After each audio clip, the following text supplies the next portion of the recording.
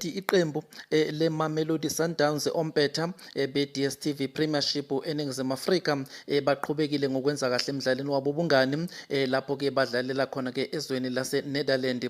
iMamelodi Sundowns unqobile ke umdlalo wabo lapho ke bebadlala khona ke neqembu lalapha ke eBelgium iNAC Breda.